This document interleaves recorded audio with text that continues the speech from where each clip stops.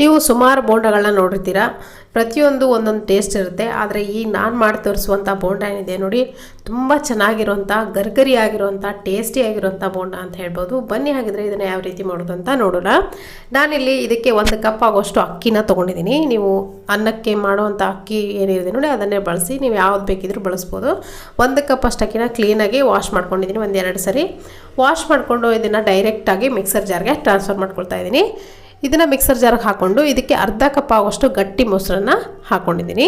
ಸ್ವಲ್ಪ ರುಚಿಗೆ ಎಷ್ಟು ಬೇಕಷ್ಟು ನೋಡಿಕೊಂಡು ಉಪ್ಪನ್ನು ಸೇರಿಸ್ಕೊಳ್ಳಿ. ಇದನ್ನು ಫೈನಾಗಿ ರುಬ್ಬಬೇಕು, ಯಾವುದೇ ರೀತಿ ನೀರನ್ನು ಸೇರಿಸ್ಬೇಡಿ, ಹಾಗೆ ಗಟ್ಟಿಯಾಗಿ ರುಬ್ಬಬೇಕು. ಇವಾಗ ನೋಡ್ತಿರ್ಬೋದು ಇಷ್ಟು ಗಟ್ಟಿಯಾಗಿ ಇರಬೇಕಿದು. ಇದನ್ನು ಒಂದು ಬೇರೆ ಮಿಕ್ಸಿಂಗ್ ಬೌಲ್ಗೆ ಟ್ರಾನ್ಸ್ಫರ್ ಮಾಡ್ಕೊಳ್ತಿದ್ದೀನಿ. ಸೊ ಈ ರೆಸಿಪಿ ಇದೆ ನೋಡಿ, ಯಾರು ಕೂಡ ಇದನ್ನು ಟ್ರೈ ಮಾಡಿರಲ್ಲ ಅಂದ್ಕೊಳ್ತೀನಿ ನಾನು. ಖಂಡಿತವಾಗ್ಲೂ ಈ ವಿಡಿಯೋ ನೋಡಾದ್ಮೇಲೆ ನೀವು ಕೂಡ ಈಗಲೇ ಈ ತಕ್ಷಣವೇ ನೀವು ಕೂಡ ದಿಢೀರಾಗಿ ಮಾಡ್ಕೊಳ್ಳುವಂಥದ್ದು. ಇದು ದಿಢೀರಾಗಿ ಅಕ್ಕಿನ ರುಬ್ಕೊಂಡು ಮಾಡ್ಕೊಂಡು ನೋಡಿ ಹೇಗಿತ್ತು ಅಂತ ನನಗೆ ಕಮೆಂಟ್ ಮುಖಾಂತರ ಬರ್ತಿಳಿಸೋದನ್ನು ಮರಿಬೇಡಿ. ಸೊ ಇವಾಗ ನೋಡಿ ಒಂದು ಮಿಕ್ಸಿಂಗ್ ಬೌಲ್ಗೆ ಟ್ರಾನ್ಸ್ಫರ್ ಮಾಡ್ಕೊಂಡಿದ್ದೀನಿ. ಒಂದು ದೊಡ್ಡ ಗಾತ್ರದ ಆಲೂಗಡ್ಡೆನ ನೋಡಿ ಬಾಯ್ಲ್ ಮಾಡ್ಕೊಂಡು ಇಟ್ಕೊಂಡಿದ್ದೀನಿ, ಅಂದರೆ ಬೇಯಿಸ್ಕೊಂಡು ಇಟ್ಕೊಂಡಿದ್ದೀನಿ. ಇದನ್ನು ಮೊದಲೇ ಮ್ಯಾಶ್ ಕೂಡ ಮಾಡಿ ಹಾಕೋಬೋದು. ನಾನಿಲ್ಲಿ ಅದಕ್ಕೆ ಹಾಕ್ಕೊಂಡು ಕೈಯಿಂದ ಕ್ಲೀನಾಗಿ ಮ್ಯಾಶ್ ಮಾಡ್ಕೊಳ್ತೀನಿ. ಹೇಗೆ ಮಾಡಿದರೂ ಸೇಮ್ ಪ್ರೊಸೀಜರೇ. ಸ್ವಲ್ಪ ನೋಡಿ ಪೂರ್ತಿಯಾಗಿ ಮ್ಯಾಶ್ ಆಗಬೇಕು ಆಲೂಗಡ್ಡೆ ನೋಡಿ, ಅದರಲ್ಲೇ ಕಲಿಸ್ಕೊಳ್ತಿದ್ದೀನಿ. ಕಲಿಸ್ಕೊಂಡು ಆ ಅಕ್ಕಿ ಹಿಟ್ಟು ಏನಿರುತ್ತೆ ನೋಡಿ ರುಬ್ಕೊಂಡಿರುವಂಥದ್ದು ಅದ್ರ ಜೊತೆ ಕ್ಲೀನಾಗಿ ಬೆರಿಬೇಕು ಆಲೂಗಡ್ಡೆ, ಆ ಥರ ಮಿಕ್ಸ್ ಮಾಡ್ಕೊಳ್ಳಿ. ಇವಾಗ ಒಂದು ಚಿಕ್ಕ ಗಾತ್ರದ ಈರುಳ್ಳಿ ಹಾಕ್ಕೊಳ್ತಾ ಇದ್ದೀನಿ, ಸಣ್ಣದಾಗಿ ಕಟ್ ಮಾಡಿಕೊಂಡು. ಸ್ವಲ್ಪ ಕರಿಬೇವಿನ ಸೊಪ್ಪು ಇದ್ದರೆ ಸ್ವಲ್ಪ ಜಾಸ್ತಿನೇ ಹಾಕ್ಕೊಳ್ಳಿ. ಹಾಗೆ 1-2 ಹಸಿಮೆಣಸಿನ್ಕಾಯಿ ಕೂಡ ಸಣ್ಣದಾಗಿ ಕಟ್ ಮಾಡ್ಕೊಂಡು ಹಾಕ್ಕೊಂಡಿದ್ದೀನಿ.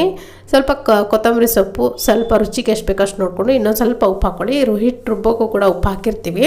ಚಿಲ್ಲಿ ಫ್ಲೇಕ್ಸ್ ಹಾಕ್ಕೊಂಡಿದ್ದೀನಿ 1 ಟೀ ಸ್ಪೂನಷ್ಟು. ಹಾಗೆ ಕಾಯಿ ಹಾಕ್ಕೊಂಡಿದ್ದೀನಿ, ತೆಂಗಿನಕಾಯಿ ಸಣ್ಣದಾಗಿ ಪೀಸ್ ಮಾಡ್ಕೊಂಡು ಹಾಕ್ಕೊಂಡಿದ್ದೀನಿ. ನೀವು ಉದ್ದಿನ ವಡೆಗೆಲ್ಲ ಹಾಕ್ತಿರಲ್ಲ ಅದೇ ಥರ ಹಾಕ್ಕೊಂಡಿದ್ದೀನಿ. ನೀವು ಬೇಕಿದ್ರೆ ಇದನ್ನು ಉದ್ದಿನ ವಡೆ ಶೇಪ್ನಲ್ಲೂ ಕೂಡ ಮಾಡ್ಕೊಳ್ಬೋದು, ಏನು ತೊಂದರೆ ಇಲ್ಲ. ತುಂಬ ಚೆನ್ನಾಗೇ ಬರುತ್ತೆ, ಗರಿಗರಿಯಾಗಿ ಬರುತ್ತೆ. ಈಗ ನೋಡಿ ಇದನ್ನ ಕ್ಲೀನಾಗಿ ಮಿಕ್ಸ್ ಮಾಡ್ಕೊಂಡಿದ್ದೀನಿ. ಇದಕ್ಕೆ ಒಂದು ಸೀಕ್ರೆಟ್ ಇಂಗ್ರೀಡಿಯೆಂಟ್ ಏನಂದರೆ 1 ಟೇಬಲ್ ಸ್ಪೂನ್ ಆಗೋಷ್ಟು ಕಡಲೆ ಹಿಟ್ಟನ್ನು ಸೇರಿಸ್ಬೇಕು.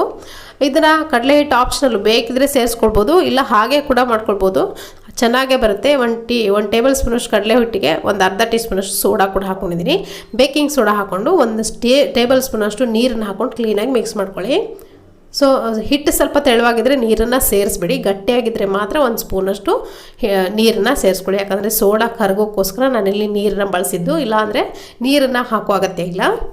ಇವಾಗ ನೋಡಿ ಕ್ಲೀನಾಗಿ ಈ ಥರ ಕೈಯಿಂದ ಒಂದು ಅರ್ಧ ನಿಮಿಷ ಕೈ ಬಿಡ್ದಾಗೆ ಮಿಕ್ಸ್ ಮಾಡ್ಕೊಂಡಿದ್ದೀನಿ. ಇವಾಗ ನೋಡಿ ಈ ಥರ ಬೋಂಡನ ಬಿಡ್ತೀನಿ ನಾನು. ಎಣ್ಣೆ ಕೂಡ ಇಲ್ಲಿ ಕಾಯ್ದಿದೆ. ಎಣ್ಣೆ ಹೈ ಮೀಡಿಯಮ್ ಫ್ಲೇಮ್ ಇಟ್ಕೊಂಡು ಕಾಯಿಸ್ಕೊಂಡಿದ್ದೀನಿ. ಹಾಕ್ತಿರ್ಬೇಕಾದ್ರೆ ಮೀಡಿಯಮ್ ಫ್ಲೇಮ್ನಲ್ಲಿ ಇಟ್ಕೊಳ್ಳಿ ಎಣ್ಣೆನ. ಸೊ ನೋಡಿ ಈ ಥರ ಒಂದೊಂದಾಗೆ ಹಾಕ್ಕೊಂಡು ಕ್ಲೀನಾಗಿ ಫ್ರೈ ಮಾಡಿಕೊಂಡ್ರೆ ಆಯಿತು, ಚೆನ್ನಾಗಿ ಬರುತ್ತೆ. ಸ್ವಲ್ಪ ಮೀಡಿಯಮ್ ಲೋ ಫ್ಲೇಮ್ಲಿ ಇಟ್ಕೊಂಡೆ ಇದನ್ನು ಪೂರ್ತಿಯಾಗಿ ಫ್ರೈ ಮಾಡ್ಕೋಬೇಕು. ಆವಾಗ ನಿಮಗೆ ಒಳಗಡೆ ಕೂಡ ಚೆನ್ನಾಗಿ ಬೇಯುತ್ತೆ, ಫ್ಲಫಿಯಾಗಿ ಬರುತ್ತೆ, ಒಳಗಡೆ ಸಾಫ್ಟಾಗಿ, ಹಾಗೆ ಹೊರಗಡೆ ಎಲ್ಲ ಕ್ರಿಸ್ಪಿಯಾಗಿರೋಂಥ ಬೋಂಡ ರೆಡಿ ಆಗುತ್ತೆ.